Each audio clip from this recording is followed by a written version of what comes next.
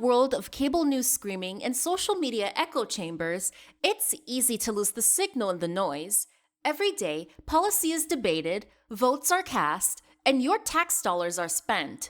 We cut through the headlines to bring you the critical context you need, focusing on what's really going on in news and politics. Welcome to the Analytical Iowan Podcast. This is your daily dose of fact-driven politics. Let's analyze today's news. Here's Eric. We are back here on the Analytical Iowan Podcast. It is Tuesday, March 31st, as I am recording this. Getting to it a little later again in the night than I intended. Still haven't quite got my days flipped around back to where I'm going to be on track starting to record earlier.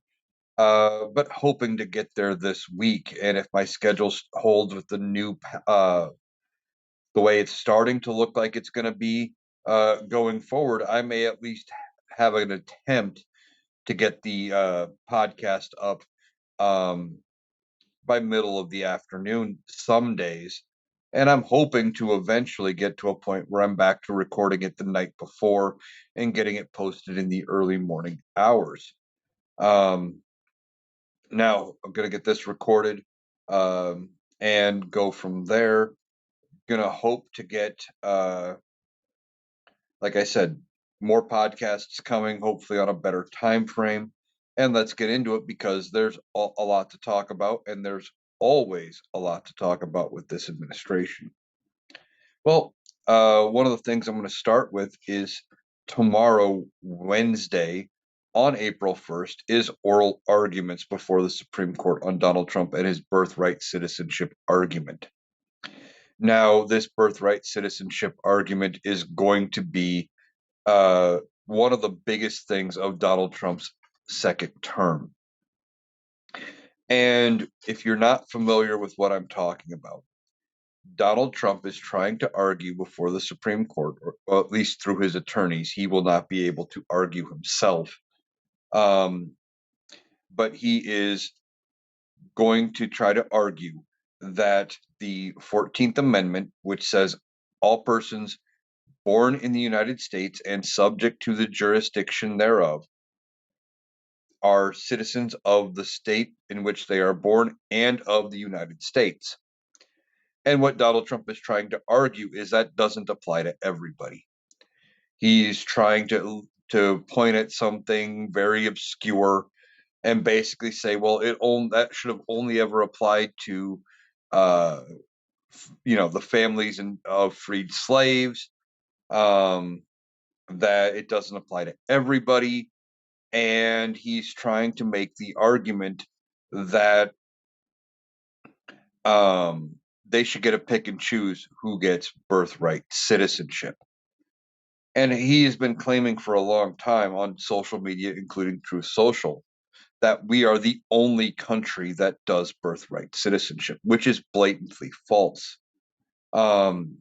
Actually, a lot of countries have birthright citizenship, but I can think of a couple off the top of my head. England is one. That is where we got the idea of birthright citizenship from. A big chunk of American legal ideas come from traditions in England. Remember, our founding fathers, before they decided to be, their own country, a lot of them were trained and they had studied law under the British system. John Adams, Alexander Hamilton, I believe, pretty sure Thomas Jefferson was a lawyer, among a lot of others, that they studied law under the British system first. And just throwing out this random historical fact for a minute, while I'm thinking of it, I mentioned John Adams.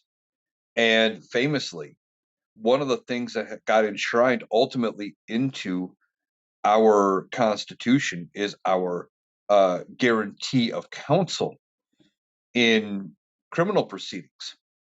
And that comes from John Adams, who famously, during the Boston Massacre, and if you're not familiar with the Boston Massacre, during the winter in, I believe it was 1775. I could be getting the year wrong. There were some British soldiers that were out doing their thing, and some protesters started lobbing snowballs at the British soldiers. Well, what happened is one of those snowballs contained a rock, and it hit one of the soldiers. The soldiers got pissed, and they just started, shooting into the crowd, and people died. And most of the protesters were unarmed. That's where the other idea of the right to peaceful protest that this administration hates so much comes from. But John Adams, even though he was an ardent independence advocate, right? He was one of the loudest voices in Continental Congress for independence. He said that these soldiers deserved representation in court, that everybody deserves to have an attorney fighting for them, and he defended them. I don't remember the outcome of that case, but he did. Anyway, we take a lot of our ideas when it comes to the law from Britain. Okay, Britain has birthright citizenship. If you are born pretty much anywhere in the territories of Great Britain, I believe you are a British citizen. Now, I'm not 100% sure about where it falls with the rest of the British Commonwealth. That would be places like Canada, Australia, etc. I don't know if being born there also grants you British citizenship. Canada is another one that does have birthright citizenship. And I believe, and if I am wrong, I hope somebody corrects me in the comments, but I believe Canada is one that you can get birthright citizenship claims if you can prove familial line to Canada and having Canadian citizenship. So if you've done your genealogy and you know that your family came to the United States through Canada, like a lot of them did, you could make potentially, if one of your family members one of your direct ancestors was born in Canada, potentially you could get your Canadian citizenship. Another one is South Korea. Now I know a little bit about how South Korean citizenship works. I'm going to admit I am not an expert by any means, do not claim to be. But they also have birthright citizenship. And one of the things, though, with them is they are very big on lineage.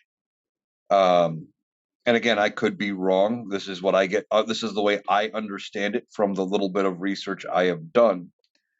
If you can prove, just like I was talking about with Canada, if you can prove your family line back, and I don't know how many generations, you can ultimately connect yourself back to Korea, and you could potentially get Korean citizenship that way, although that is a lot harder of a process.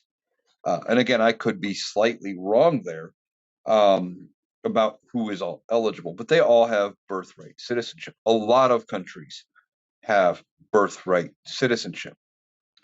So Donald Trump is trying to argue that birthright citizenship isn't a thing, it shouldn't be a thing. Now, there's several problems with this argument. First of all, Donald Trump himself is the product, I believe, of birthright citizenship. I am fairly certain his parents, and if it's not him who is, actually, you know what? I want to be correct here. I'm going to look it up. But it's either Trump himself or his father.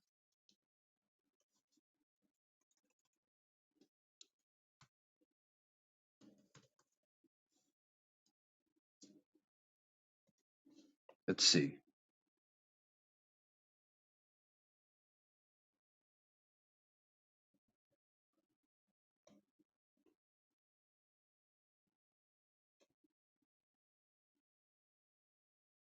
So, no, that was actually looks up. It was actually false. It was an urban legend, I guess. Um, but they did arrive legally, and no, apparently, uh, the Donald Trump's parents were not anchor babies, but Barron is. His son, Barron Trump, is an anchor baby. Melania did not have U.S. citizenship at the time Barron was born, but he got his citizenship at the time. Now, how are they going to argue this case before the Supreme Court? Well, I'm not sure. I don't know how they can argue it other than come out and say the truth. And that's, we don't want brown people here. That's the truth of it. That's the gist of it, is that they want to decide who does and does not get access to birthright citizenship. But Donald Trump himself doesn't seem to be aware of what birthright citizenship is. And I say this because of comments he has made in the past. In the past, he has said things like, well, all you have to do is get 1 foot on, across the border and boom, you get citizenship. And that's not how that works at all. I don't know if he actually thinks that birthright citizenship is like, well, I want to claim to be an American, so I get it. I don't think he knows. And he wants to argue that only people born of citizen parents should be able to be citizens. Here's the problem with their claim. In the 14th Amendment, the one that actually spells this out, it says, all persons born in the United States and subject to the jurisdiction thereof. Now, the problem with that for this administration is what they want to say is that for that little clause, and subject to the jurisdiction, means you have to be the child. Your parents have to be citizens to be subject to the jurisdiction. They're going to probably try to argue some kind of loyalty, or, well, if you're a citizen of another country, you're not subject to this jurisdiction. However, if you go with their ruling on this, and I've talked about it before, the way this administration would want to look at it is you would say that immigrants who aren't here at all are not subject to, unless they have gotten naturalized and have been given citizenship, that they're not subject to the jurisdiction. Well, guess what that means? You can't arrest them. If you're not subject to the jurisdiction, that means we don't have any legal authority to detain you. We can't arrest you. It'd be like giving all of them diplomatic immunity. Right now, certain people, like diplomats and members of foreign military that are here doing maneuvers and training and things like that, that are here, are not subject to U.S. jurisdiction, not really. And they are already immune from giving their children birthright citizenship. For example, if there was an ambassador from a foreign country and she happened to be here while pregnant, her child would not get U.S. citizenship unless the father was a U.S. citizen, because they are not subject to the jurisdiction. It's one of those weird legal rules. So if you want to say that immigrants who are here and that are not citizens are not subject to the jurisdiction, guess what? All of his immigration enforcement would have to stop. Can't detain them, can't deport them, not subject to the jurisdiction, don't have to follow our laws. It's a bullshit, dumb argument made by a dumb person. Donald Trump is dumb when it comes to a lot of this. He doesn't know how a lot of these things work. He just makes it up on the spot, and he's trying to play and win these culture war games. He's trying to play these culture war games and keep it to where we're fighting amongst ourselves and we're pissed off and we're doing this and we're doing that. Now, we're going to see how the Supreme Court rules. Now, we're not going to get a decision right away. That is never typically how the Supreme Court works. Sometimes they will issue a decision rather quickly, but it is almost never immediate unless it is like a decision where they say we're not taking up the case or we affirm a lower court's decision or something like that without actually hearing oral arguments. Now, we should have a decision. If the Supreme Court does what they have done for the last, I don't even know how many decades, by the end of June, first couple weeks of July, the Supreme Court finishes this year, this session. And when they do, they will have all cases wrapped up. And then they go off for their summer recess and they come back with a fresh slate of cases for October. So we will probably get a decision by the end of June. So hopefully we get a decision by the end of June on what is going on with the ballroom, not the ballroom. That's my next story. On US citizenship. We should have a decision by then about all of it, about whether or not he goes with it. I just don't see even this corrupt Supreme Court siding with Donald Trump at all. And that they go with what has been the longstanding tradition. And it's been over 150 years since the Supreme Court last ruled on this. And it has been understood that if you are born here, you are a citizen. Now, if you are here traveling and you give birth, yes, that child would have citizenship. However, the parents can revoke that. They can voluntarily give it up for the child, and the child would have to jump through hurdles later on to get it back, potentially having to reapply and maybe even getting, I don't know, 100%, if they would have to end up getting renaturalized.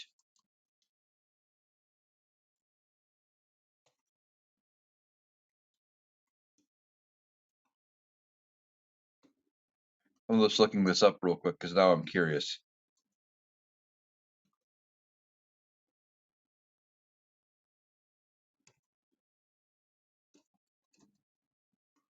I guess the word I'm looking for would have been renounced.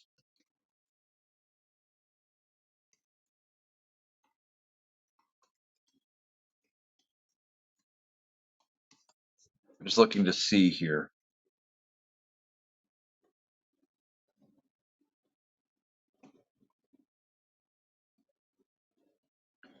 This doesn't say.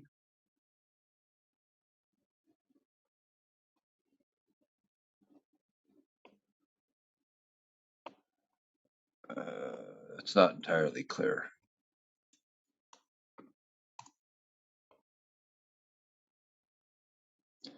Let's see what AI has to say about it.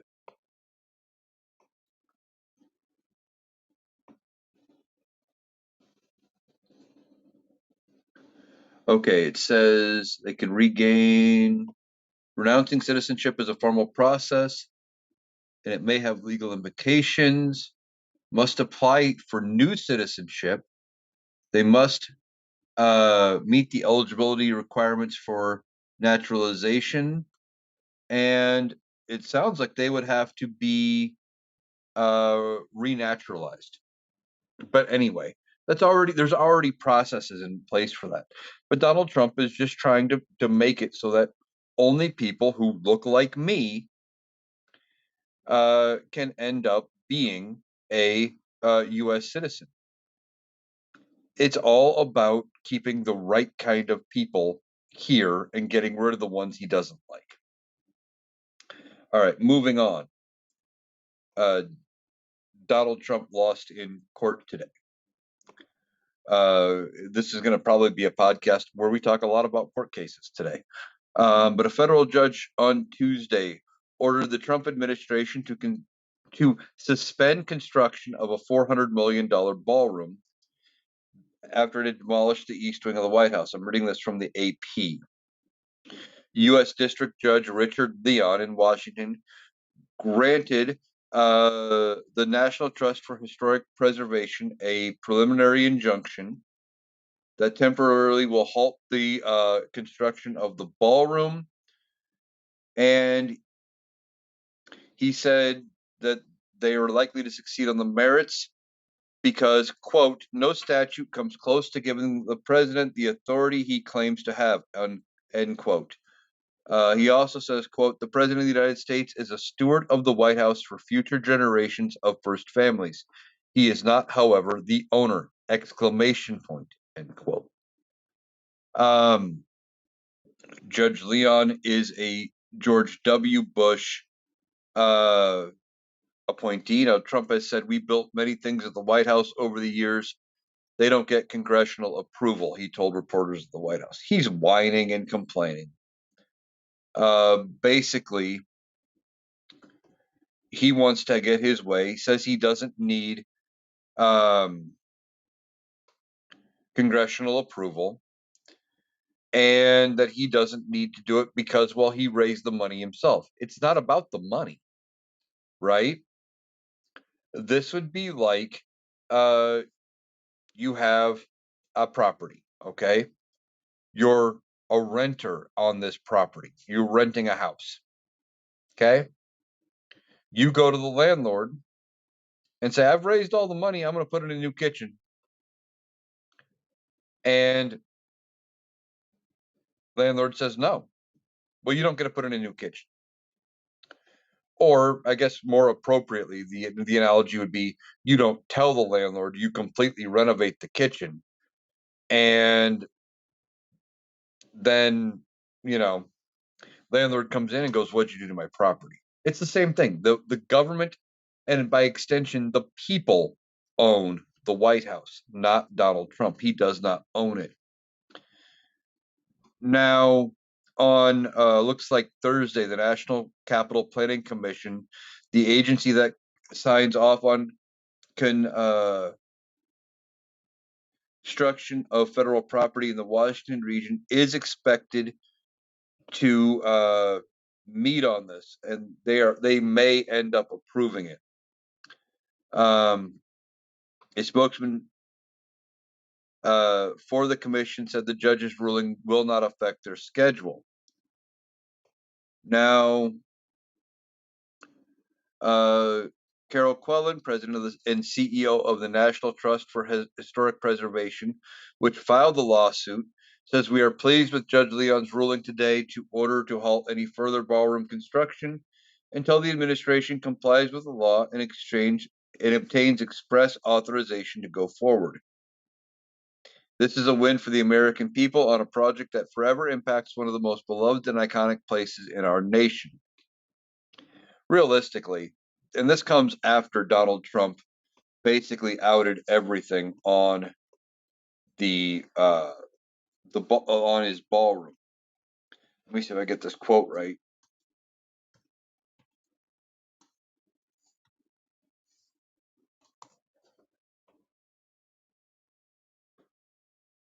Let's see.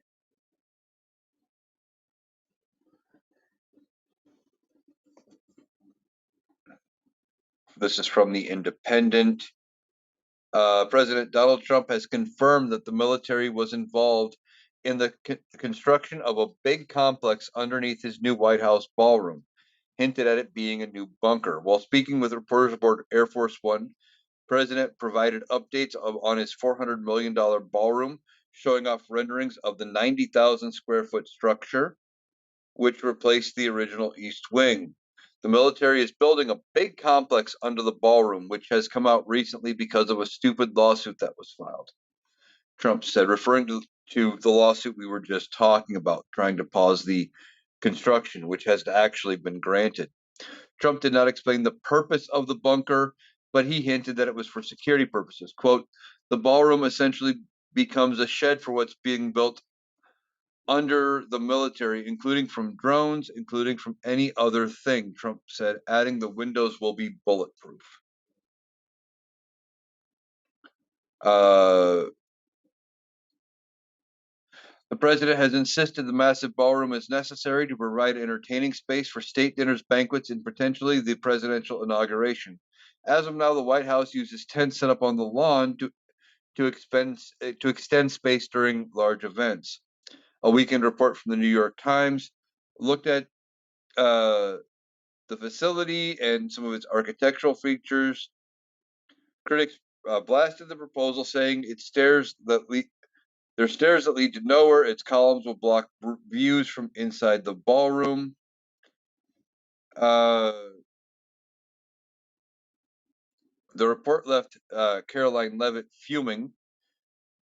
She said, President Trump and his lead architect have built world-class buildings around the world. They are ensuring the People's House has a beautiful ballroom that's been needed for decades at no expense to the taxpayer. Well, again, it doesn't matter who the fuck's paying for it, right? It doesn't matter. The point is, he didn't have the authority to do this. He chose on a whim to tear down the East Wing and decide to build this ballroom. He'd been talking about it, but everybody, myself included, thought he was going to do things the proper way, go through the right channels, and that there would be no way that Congress would sign off on the damn thing. But what did he do? He did it anyway, and he did it in response to one of the No Kings protests because he was pissed that a whole bunch of people came out and told him to go get fucked. Now, former President FDR had installed a bunker underneath the East Wing called the Emergency Operations Center to serve as a secure shelter and communication center for the president in the event of an emergency. But that had been going through Congress. Authorization was acquired, funds were acquired. He didn't just choose to do this. And that's where Donald Trump is missing the point here. But he always misses the point because he's a dumbass. White House officials have previously hinted the president may have ordered renovations of the Presidential Emergency Center at a meeting of the National Capital Planning Commission in January. Lawyers for the Trump administration also indicated in lawsuit filings that there were renovations, part of the ballroom construction, that were national security importance. Argued because of those plans, construction could not be paused for any reason. Well, we find out that the judge said, fuck that, and put a pause on it. Now,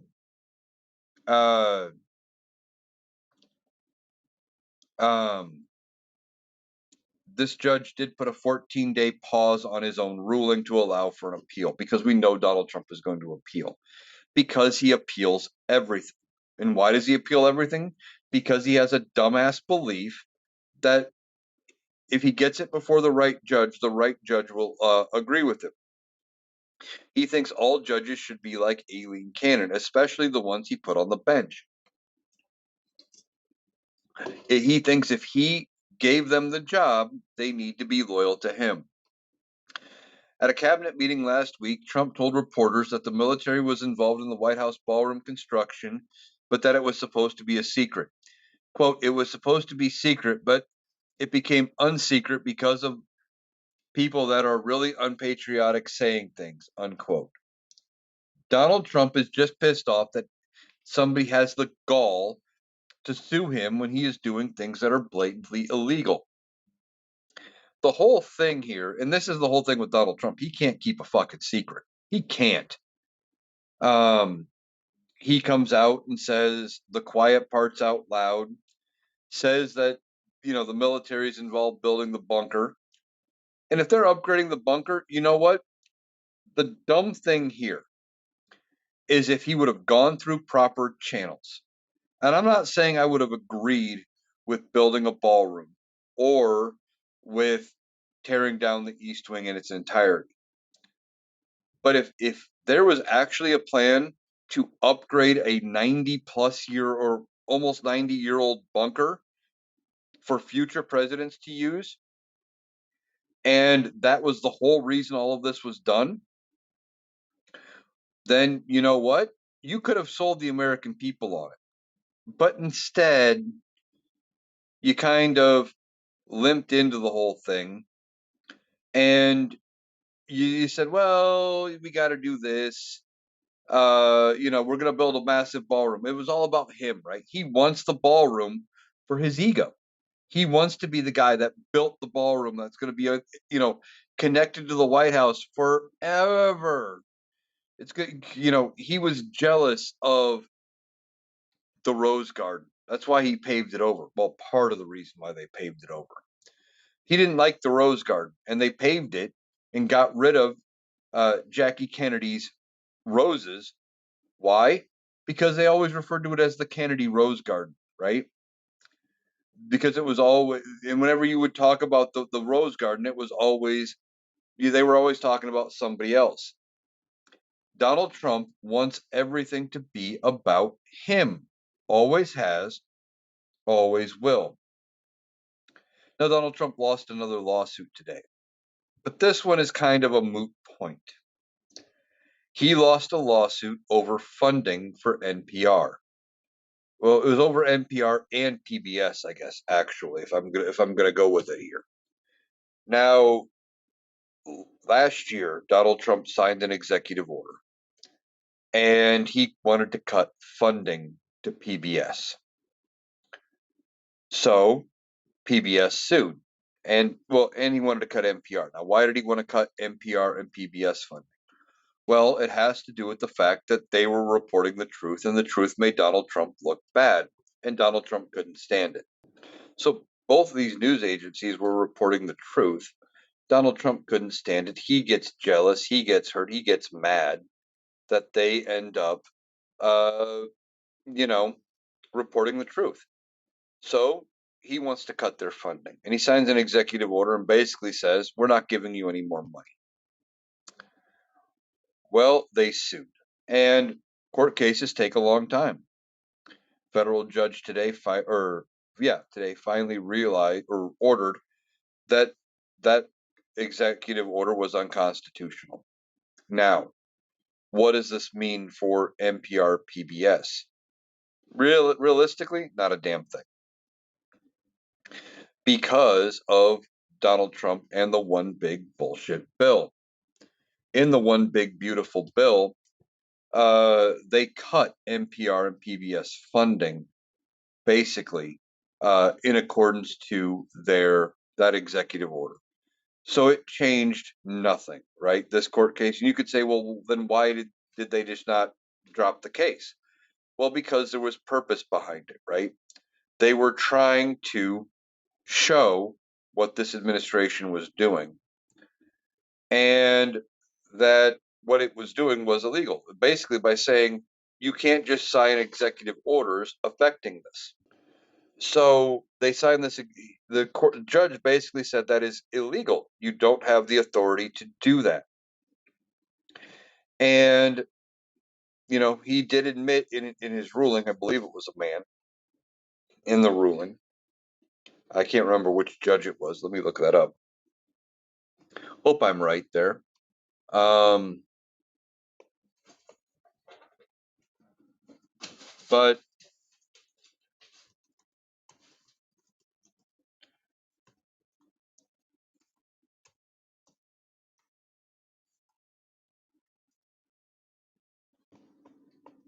let's see here. Who does it say? Was I right? Yeah, Randolph Moss. He permanently blocked the Trump administration from enforcing two provisions of an executive order Mr. Trump signed in May of last year. It directed all federal agencies to cut off funding for NPR and PBS. Quote, the message is clear. NPR and PBS need not apply for any federal benefits because the president disapproves of their left-wing coverage of the news, end quote. he wrote in his 62-page decision. Moss wrote that the directive is unconstitutional because the First Amendment does not tolerate that kind of viewpoint discrimination and retaliation. A representative of NPR says, as the court expressly recognized, the First Amendment draws a line which the government may not cross. At efforts to use government power, including the power of the purse, to punish or suppress disfavored expression by others. The executive order crossed that line. Now, spokeswoman Abigail Jackson criticized the decision and said she believes the administration will prevail in the case, saying this is a ridiculous ruling by an activist judge attempting to undermine the law. NPR and PBS have no right to receive taxpayer funds, and Congress already voted to defund them. That's the part that's the sticking point here. Okay? Yes, in the one big bullshit bill, the Republicans already agreed to cut that funding out from NPR.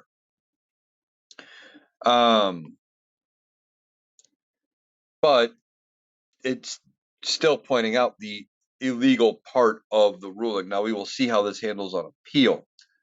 In addition to directing federal agencies to terminate funding to PBS and NPR, it called for the Corporation for Public Broadcasting, which provided public dollars to the two news outlets, to cease funding to them.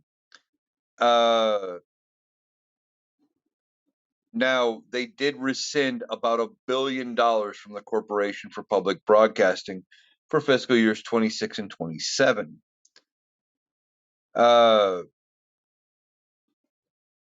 On the heels of that decision, the corporation said last August it would begin winding down its operations and has filed articles of dissolution.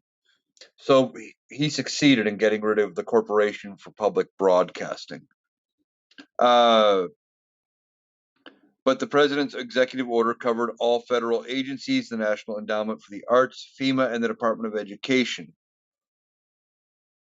And basically, in his decision, Moss rejected the Justice Department's arguments and wrote that the president's executive order crossed the First Amendment line that bars government from using its power, including the purse, to punish speech it dislikes. It does not define or regulate the content of government speech or ensure compliance with federal program, nor does it set neutral and germane criteria that apply to all applicants for a federal grant program. Instead, it singles out two speakers and on the basis of their speech, bars them from federal programs. He found that as long as Trump's order is in effect, they cannot be considered for grants that they would otherwise be eligible for. So basically what he is saying, and I'm not going to read the rest of the article, but basically what the judge is saying here is that Donald Trump and this administration cannot just write an executive order and punish one group of people. In this case, they were punishing NPR and PBS because they didn't like the stories that were being put out, because they printed the truth and it made Donald Trump look bad. So can't do it. However, because of the rescissions package in the one big beautiful bill, the money's already gone, right? They're not going to get that funding back. That is different than this executive order. However, what this does say is NPR and PBS should be allowed to apply for and get any other grants that they would be eligible for otherwise without this executive order. Basically, what this judge is saying is that there could be future funding that would be eligible, or that these areas would be eligible for NPR and PBS. Now that's if the damage isn't already done. like I said, the Corporation for Public Broadcasting has filed articles of disillusionment.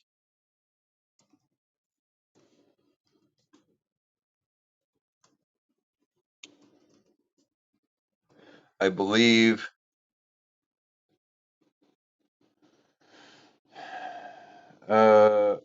I could be wrong. That article might not. Oh, here we go. This is from NPR.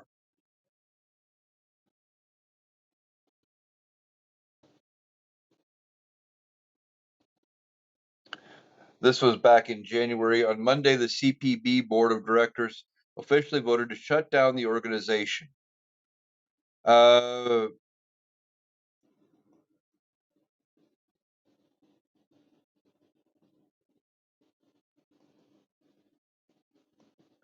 Its final act would be to protect the integrity of the public media system and democratic values by dissolving rather than allowing it to remain defunded and vulnerable to additional attacks.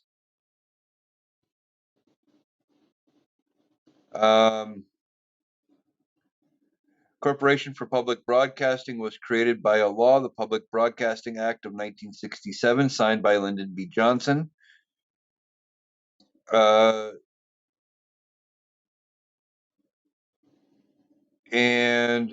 57 years, Congress had funded the Corporation for Public Broadcasting, which then distributed the majority of its money to more than 1,500 local public radio and TV stations. Much of the remaining money helped to create public media programs. That stopped with the Trump administration.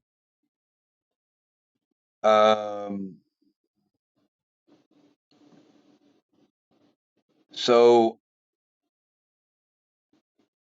I don't entirely know what them dissolving is going to actually mean for public broadcasting. I don't think your local PBS stations are going away necessarily. And they could probably come back under a Democratic president.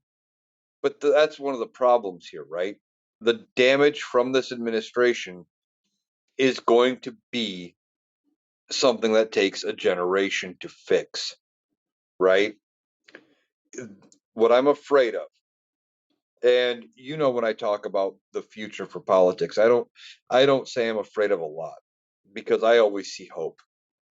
I've been actually accused of selling hopium. But when I look at the future, I see Democrats taking over in at least one chamber, maybe both in the midterms, having an even bigger majority in 28 with a Democratic president, and the potential for Democrats to be in charge for 15, 20 years, getting a lot of shit done. But what I'm worried about, both with the midterms and the 2028 general election, is something I've talked about a lot. I'm worried that when we put when we put a Democratic controlled House of Representatives in, even if that's all we get is just the House, if there's not enough done, then people are going to say, well, the Democrats didn't do anything. They were in power, and vote Republicans back in. So I'm worried that, like, just in the midterms alone, that if because the Democrats aren't going to be able to pass anything just after the midterms, right? They're going to do their thing. Basically, all they're going to be able to do is block what Donald Trump is trying to do. Now, after that, in 28, if they have a favorable House and Senate, my other worry is that Democrats aren't going to get enough done fast enough, and that the voters are going to turn around and say, see, Democrats didn't fix it, fuck those guys, and try to vote them out again. I'm really worried that that could potentially happen.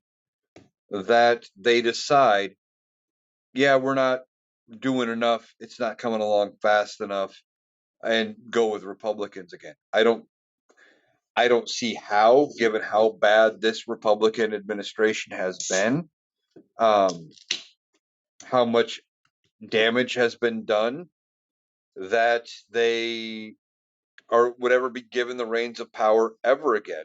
But my worry is that the American voter is going to look at it and go, yeah, you guys didn't fix enough, and we're going to try the other guys again. That part really worries me. Now, tomorrow night, Wednesday night, 9 p.m. Eastern, Donald Trump is going to address the nation. On what? On the Iran war. What's he going to talk about? Well, it could be one of three things. One of four, really. First thing, he could be announcing boots on the ground. I doubt it, but he could. He could be announcing a boots on the ground mission. He could be announcing that they're going to cease operations, declare victory, and we're backing out. And we're done. Call it mission accomplished.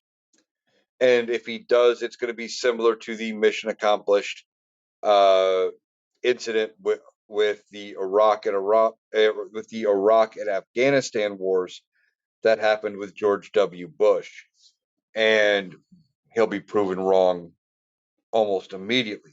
Besides, how can you declare it to be over if the other party is saying it's not over yet? Well, and we don't agree to anything.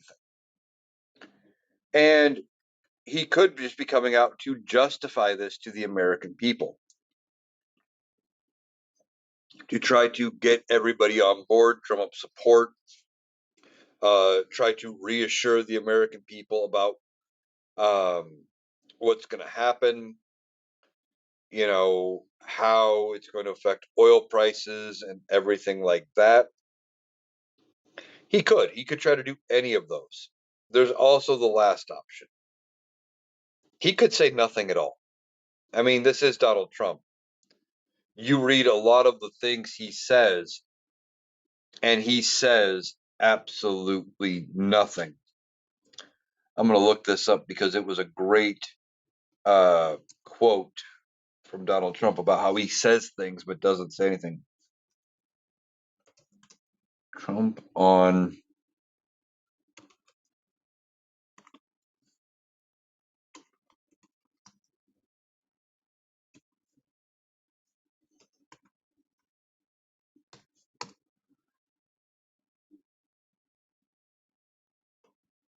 let's see, this was from a couple of weeks ago when he talked to the Japanese prime minister, and he was asked in that meeting why it was a surprise attack, and he said, well, who knows more about surprises than Japan? And obviously it had to be a surprise. But let's see.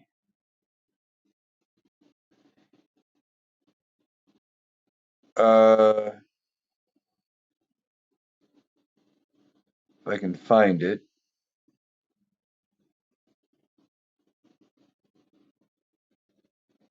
No, that was not it. That was actually talking about it from the Japanese perspective as to asking why the prime minister didn't push back on it.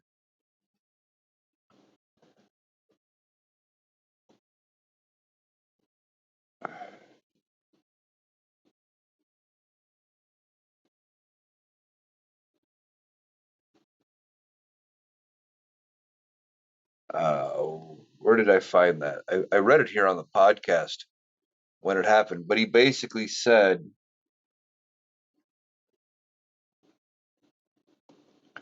that, well, it had to be a surprise because we did, and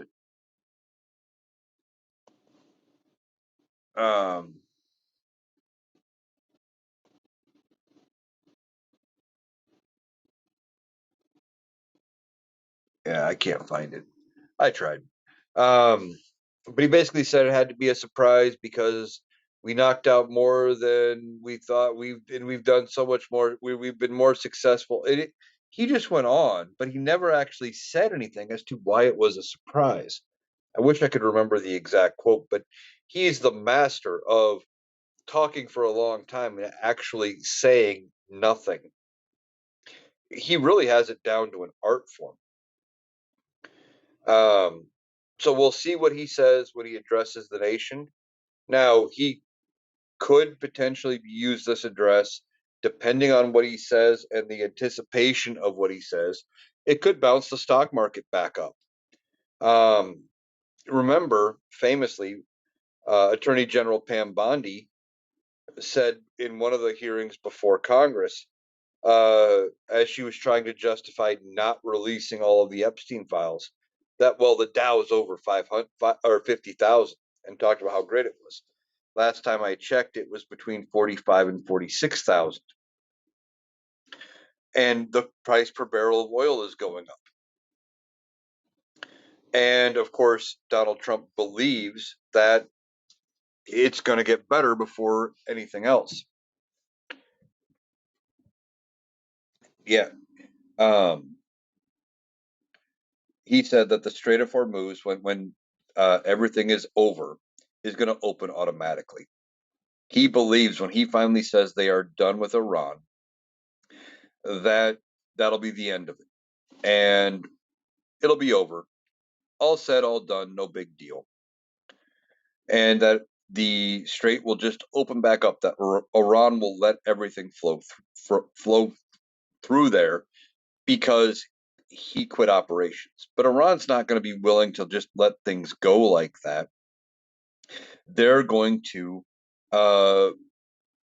want to, push back, right? They know they've got us by the short and curlies, and we need the oil coming through there because Donald Trump doesn't understand how global oil markets work. He doesn't have a clue, right? Just because we produce more oil than any country in the world, and that happened under his first term,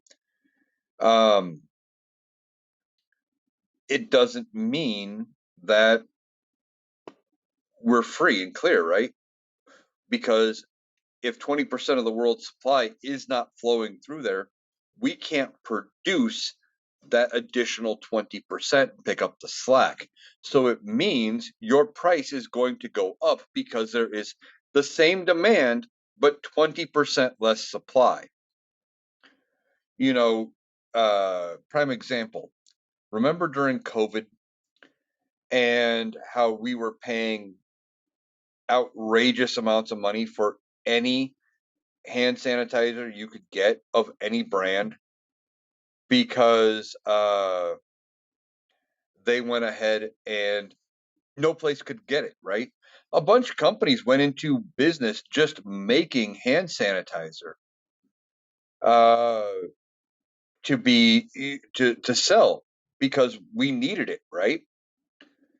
And once that all started hitting, then all of a sudden you could find it everywhere, and the price dropped back to roughly normal, and you could buy any brand you wanted again, because the market got flooded. But in that intermittent period where there wasn't enough supply to meet the demand, you were paying a lot for any brand you could find just because you needed some. And that's effectively what's going on with the global gas market right now. With less supply and the same or even more demand because people are anxious, price per barrel of oil is going up, which means gas prices go up, and there's no end apparently in sight. We could end up seeing record gas prices, and Donald Trump is terrified. So we'll see what his address to the nation brings us tomorrow night, and what he says may have an effect on the stock market. It may have an effect on global prices. But nobody but him knows what he's going to say in the moment. So that's going to do it for today's episode of the Analytical Iowan Podcast. I want to thank you for taking the time to join me today. Hope you have a great day, and I will be back tomorrow with another episode. And a reminder if you would like to be a guest here on the podcast, shoot me an email at analyticaliowan@gmail.com, and we'll set up a time. We'll do a Zoom call, and we'll get you on. Or if you just have a question and you want me to answer it, same thing. Shoot me an email, analyticaliowan@gmail.com, and I'll try to either answer it in a TikTok or I will answer it in the podcast. I want to thank you for taking the time to join me today. I hope you have a great day, and I will talk to you again tomorrow.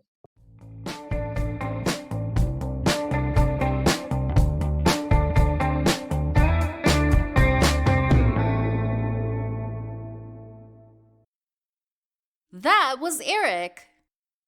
That does it for our analysis today. If you appreciated us cutting through the noise to get to the critical context, please make sure you're subscribed to the Analytical Iowan podcast on Spotify and YouTube. We'll be back tomorrow. Thanks for listening.